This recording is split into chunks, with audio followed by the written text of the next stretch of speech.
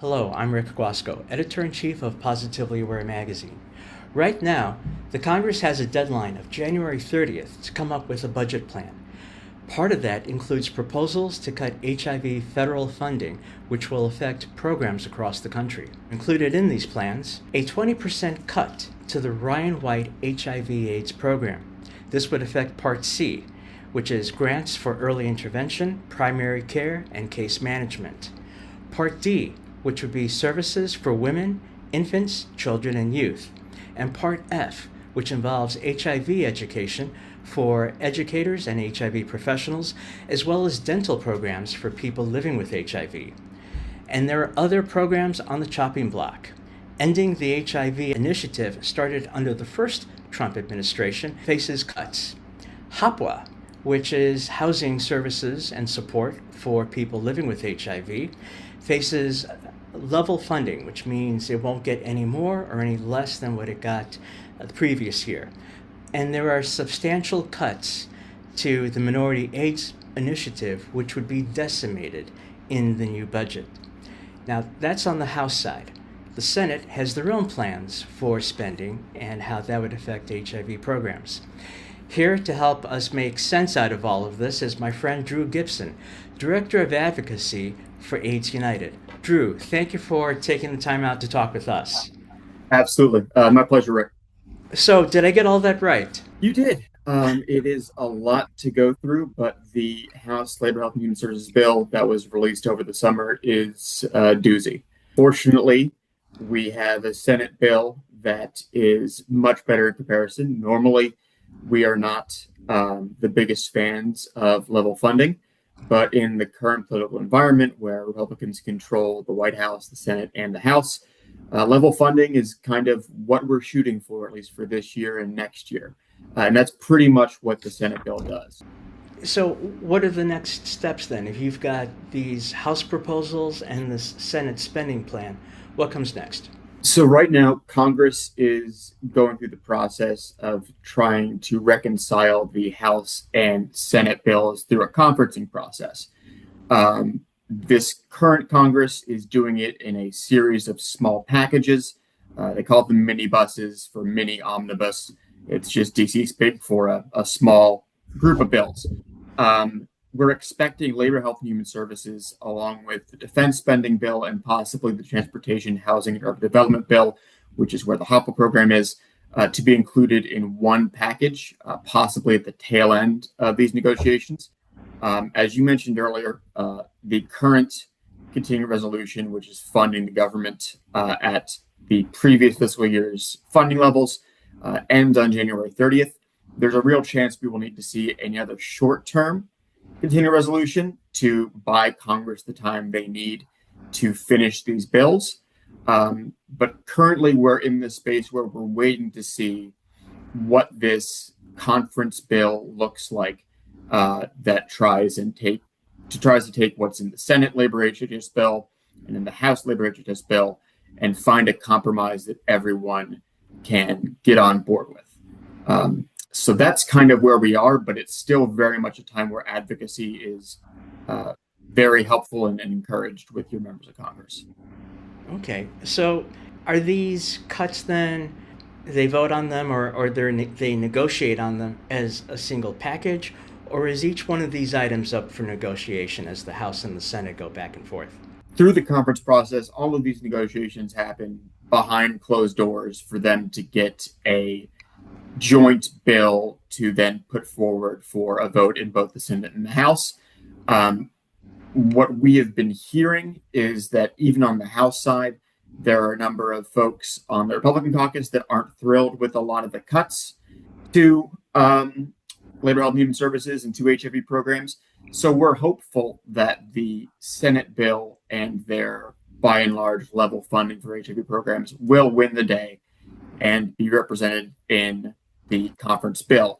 To make sure that happens, talking to your members of Congress, giving them a phone call, sending them an email, making them know that you know what they're doing and you're watching and listening is incredibly important. But we are hopeful that the end result will be a conference bill that has relatively level funding for these important programs. All right. So what happens though if they don't have a conference bill by January 30th? So if they don't have a conference bill by January 30th, one of two things happens. One is they pass a short-term continuing resolution to continue to fund the government at previous fiscal year levels to give them more time to act. And two is we have a part two of the government shutdown that we saw in October and November. Um, all we've been hearing is that there's not much appetite on Capitol Hill for another government shutdown. And we're hopeful that there will be, if not a passed labor HHS bill by January 30th, at the very least, the beginnings of the process to get to that point, and a short-term continuing resolution to make sure Congress is able to carry it through. But those are really kind of the two options you have there. Either you get it done or you provide more time to get it done or the government shuts down. Hopefully there is, as you said, no appetite for another shutdown. And that, but it sounds like the alternative to that might be kicking the can down the road again. It is Congress's favorite pastime. So I wouldn't count that out as a possibility. Okay. Now, you mentioned that there were some Republicans who aren't too crazy about some of these substantial cuts to HIV funding. Who are these Republicans? I mean, I think by and large, these are the Republicans who have a lot of folks living with HIV in their districts and their states. They're folks that understand the importance of preventing new HIV transmissions and in providing folks with treatment and care. The same folks who supported the Trump administration 1.0's Ending the HIV Epidemic Initiative. HIV has historically been a bipartisan issue. Mm-hmm. And while that has somewhat been altered with recent political developments, I think there are still a lot of folks out there on the GOP side of the aisle that really do want to see people living with and affected by HIV get the care and support they need. They may not be as vocal about it as maybe they would have been 5 or 10 years ago, but there's still support. And if you are someone who lives in a district or a state with Republican representation, please know that there is a good chance that they will be listening to you and hopefully will use that as ammunition to support their caucus moving forward with HIV numbers that actually make sense for our communities. Okay. Are you able to name names, or do we not want to put the heat on these allies, or at least these people who are willing to vote our way?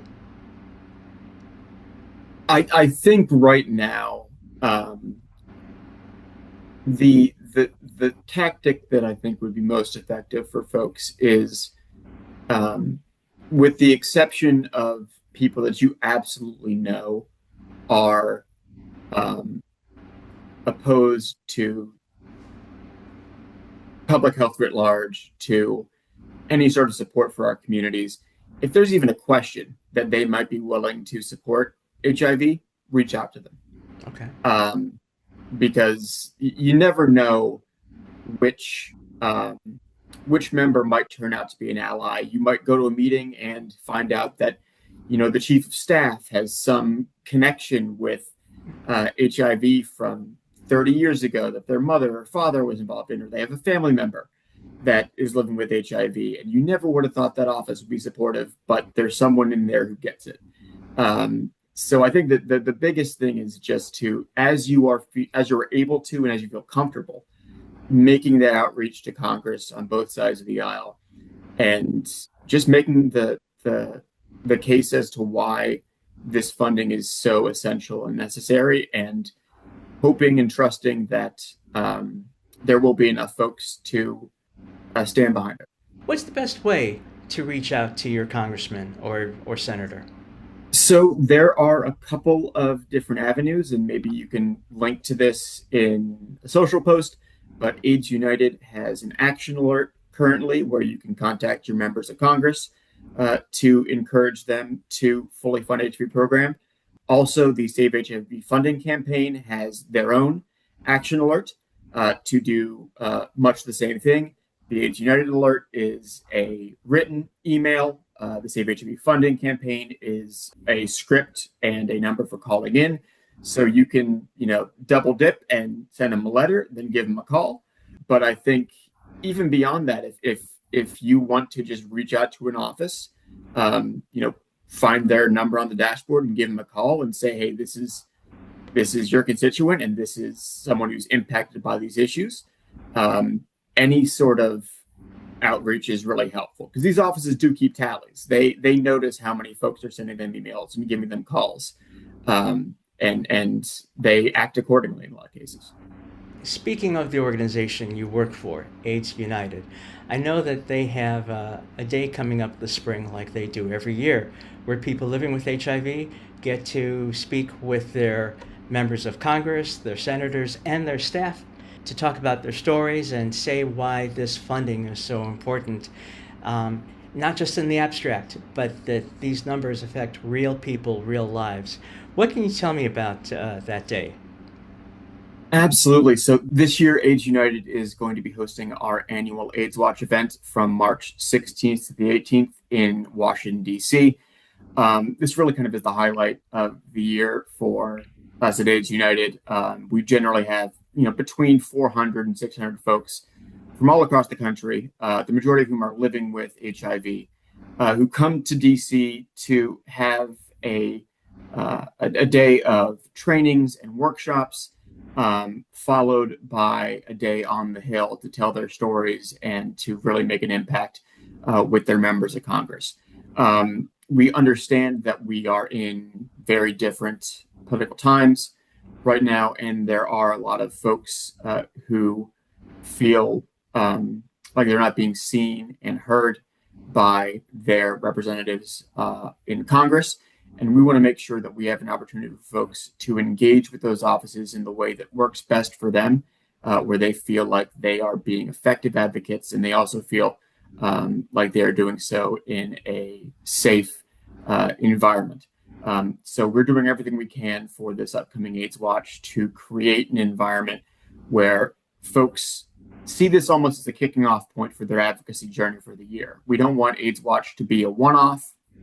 We want folks to come, to get training, to network with their peers, to have these meetings, and then to go back home and say, okay, what next?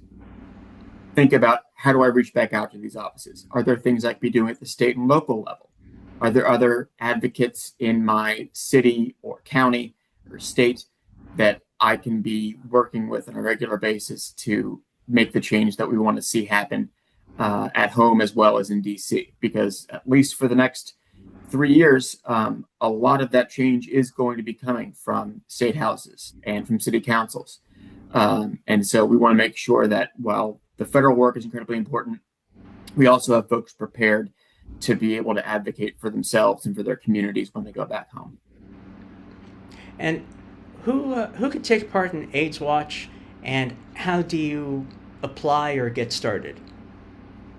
Anyone can come to AIDS Watch, and we certainly encourage anyone who has an interest in HIV advocacy to consider joining us for the event. Registration, $75, and we're happy to work with folks if that cost is prohibitive to them. But the scholarship process for AIDS Watch happens every year, but this is currently over for AIDS Watch 2026. But if you need support with travel and with hotel, for next year's AIDS Watch, we do have a scholarship process that generally starts in August or September prior to the event, and try to have new folks get scholarships each year. So if you've never been to AIDS Watch and you can't make it this year, please consider applying for a scholarship next year. But we really try to have a diverse representation from a demographic perspective, from a geographic perspective. I think the most states we've ever gotten in AIDS Watch was 39 plus DC and Puerto Rico. But we are still searching for that magical 50 state AIDS Watch experience. But if you are in a state that has very few advocates or a ton, either way, your input is going to be incredibly valuable. And we're hopeful that you'll have a really, really good time. It's generally, it's part advocacy training, part family reunion. Like everyone pretty much knows each other for the most part. And it's just great to see so many familiar faces and have a time to get together and while we strategize and move forward, also kind of celebrate the work that we have done and the incredible effort that folks are putting on the ground. Yeah, certainly. We want to make people aware that while it's good to see familiar faces, AIDS Watch definitely welcomes new faces. 100%. Always need that. Do you recall about how many people came to AIDS Watch or took part in AIDS Watch for 2025? At AIDS Watch in 2025, we had over 500 participants at the event, and we're hopeful that we will have even more in 2026. But I think regardless, it is always a fantastic event, and we're looking forward to seeing folks in DC. Now, hopefully by that time there'll be a budget. Hopefully by that time the severity of any AIDS cut or HIV funding cuts will be minimal. So, what will be on the agenda for AIDS Watch 2026? Wow. What will be on the agenda for AIDS Watch 2026?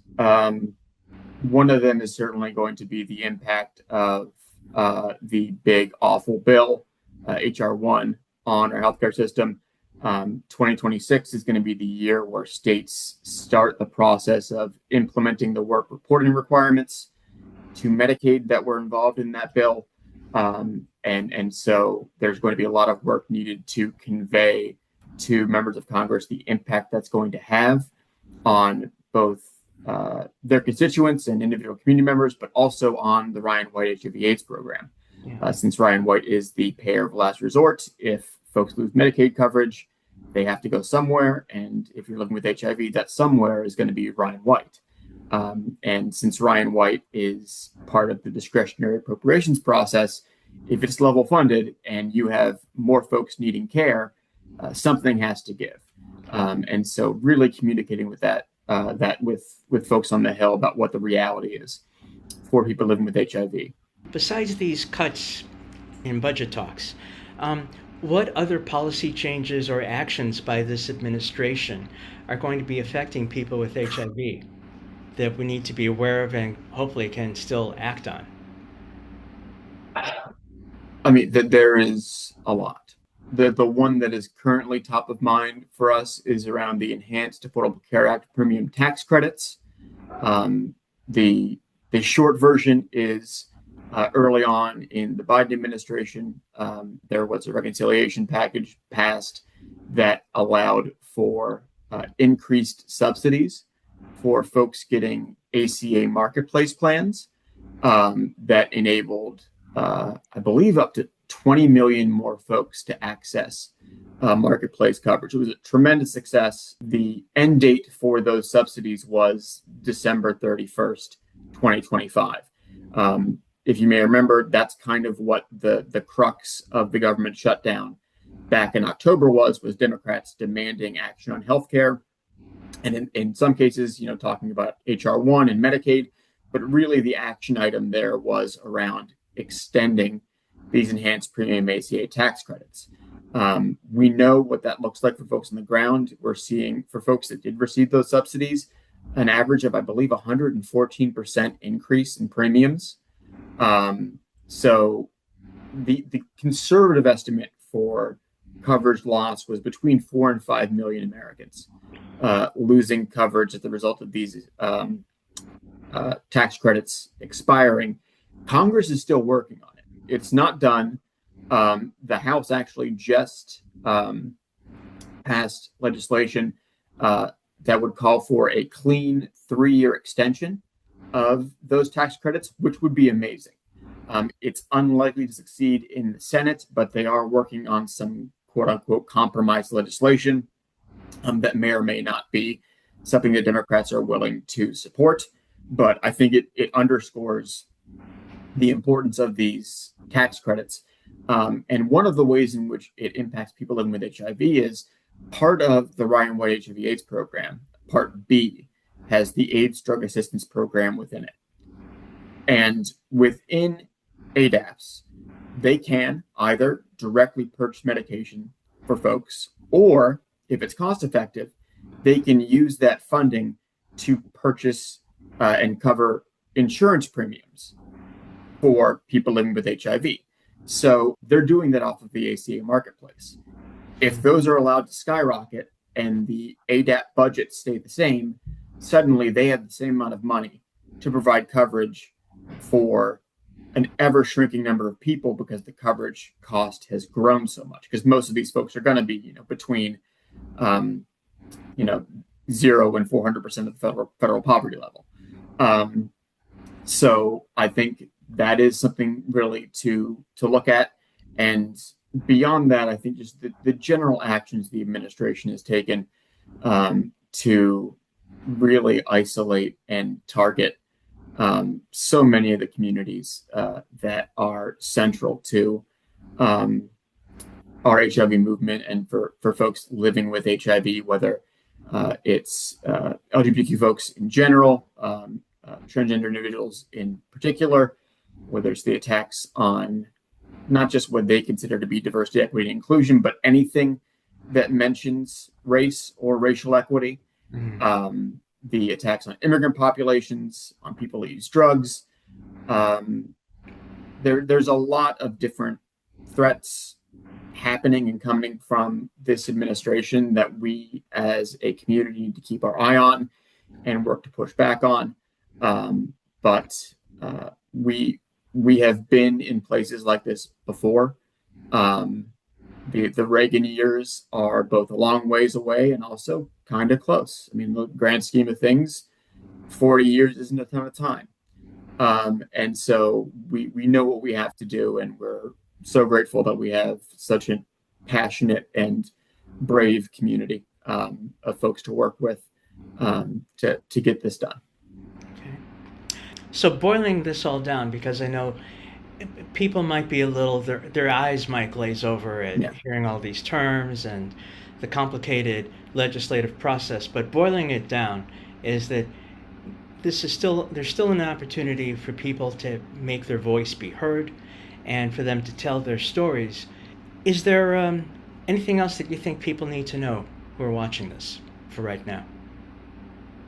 There are so many different avenues for folks to fight back, to make their voice heard, and to support their communities.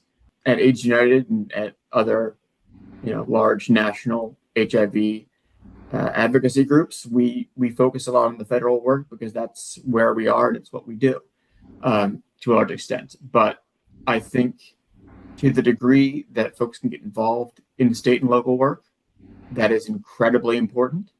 To the degree that people can just start connecting with their own communities more. It's something we've seen certainly in certain subsections of the HIV work that we do, particularly in harm reduction over the years. But mutual aid is incredibly powerful. And it's, I think, going to be needed now more than ever when we have these types of disruptions happening to federal funding streams and all of these really harmful regulations coming down the pike towards us. And so I think I would say that while this is incredibly overwhelming and daunting and scary, that there is power within your community and among you and your friends and your family to get this done. ACT UP didn't happen because of some federal HIV grant program. It happened because people were sick and tired of being ignored and cast aside, and they decided to do something about it. And I think in this environment, there's going to be such value in people coming together to support each other, even if it doesn't look the way that it has looked for the last 10, 15, 20 years. We have to unlearn and relearn a lot of different things, I think, about how we, as a community, come together to protect each other. But there is always going to be ways for us to support one another. It just might look different than what it has in the recent past. Okay. So Drew, thank you for sharing that information and your insight. So for anyone who is interested, again, Drew, give us the URL that people can go to online. You can go to www.aidsunited.org. You'll be able to find our page with AIDS Watch registration on there, as well as all of the programs that we have at AIDS United and our action alerts so you can contact your members of Congress. I'm Rick Guasco, Editor-in-Chief of Positively Aware. Thank you for watching.